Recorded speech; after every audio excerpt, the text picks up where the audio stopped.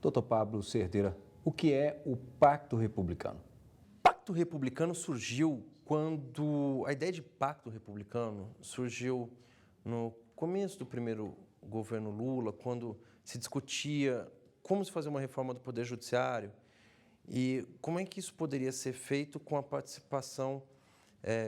o Judiciário sozinho não faz reforma de si mesmo, porque ele depende de leis, porque ele depende do Executivo, que predomina, os processos do Judiciário são do Executivo.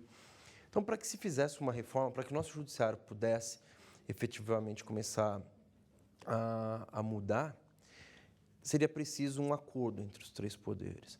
Mas não é um acordo, o Executivo determina alguma coisa, ou o Legislativo muda o que ele quer, e o Judiciário... Era um acordo em que os três poderes sentariam, redigiriam um pacto, reconhecendo as necessidades de mudanças e o que precisaria ser feito para que o Judiciário melhorasse. Foi o que foi feito.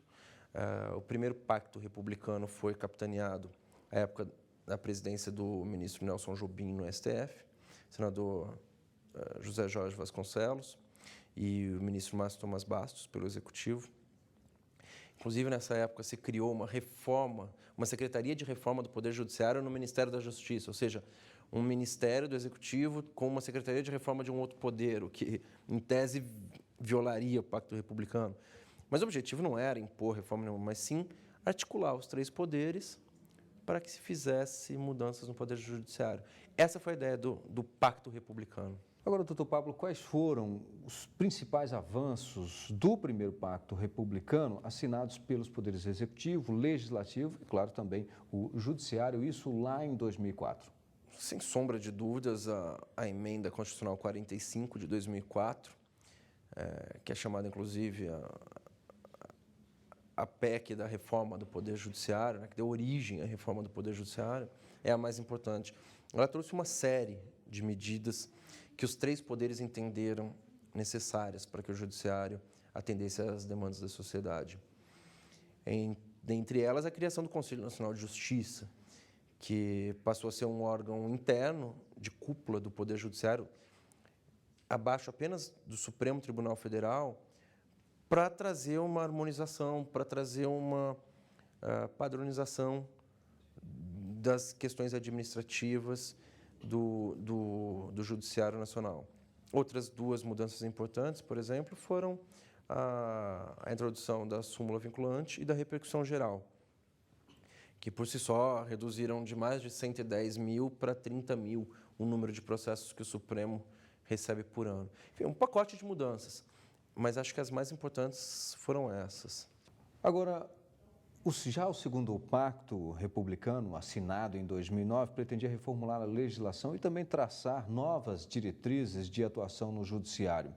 Essas metas, elas foram atingidas? Olha, o segundo pacto foi presidido já agora no mandato do presidente Gilmar Mendes. O objetivo aí, por já ter passado uma primeira fase, né, aquela que precisava reformar a Constituição, criar o CNJ, agora o momento era outro. O momento era de fazer aprovar leis de mudanças infraconstitucionais, tão importantes quanto as mudanças na Constituição, sem dúvida, mas que dependiam dessa primeira mudança, e começar a estabelecer metas e estabelecer rotinas para o Poder Judiciário. Com relação à aprovação de leis, diversas foram aprovadas, sim. A gente está tendo como exemplo aí a discussão do novo Código de Processo Civil, tudo isso é decorrente dessa articulação de forças. Agora, acho que tão importante quanto isso foram essas metas que o Conselho Nacional de Justiça passou em conjunto com os tribunais, não são metas impostas, são metas que o Conselho, junto com os tribunais, estabelece para um determinado período de tempo. Metas de julgamento de processo, metas de informatização, metas de publicidade, metas de gestão, metas de adoção de padrões de administração. Isso tudo aparece menos do que uma reforma constitucional, sem sombra de dúvidas, mas acho que foi muito bem executado e tem produzido os efeitos, mas esses são efeitos mais internos, que demoram até demoram até produzir efeitos mais visíveis para a sociedade. Apesar de, hoje, uma consulta ao site do Conselho Nacional de Justiça, por exemplo, mostrar como anda o processômetro, o índice de processos no Poder Judiciário. Acho que isso prova que o segundo pacto também teve efeitos muito positivos. Doutor Pablo, o terceiro pacto republicano está sendo elaborado pelos 3 poderes. Agora, quais são os principais eixos desta terceira edição?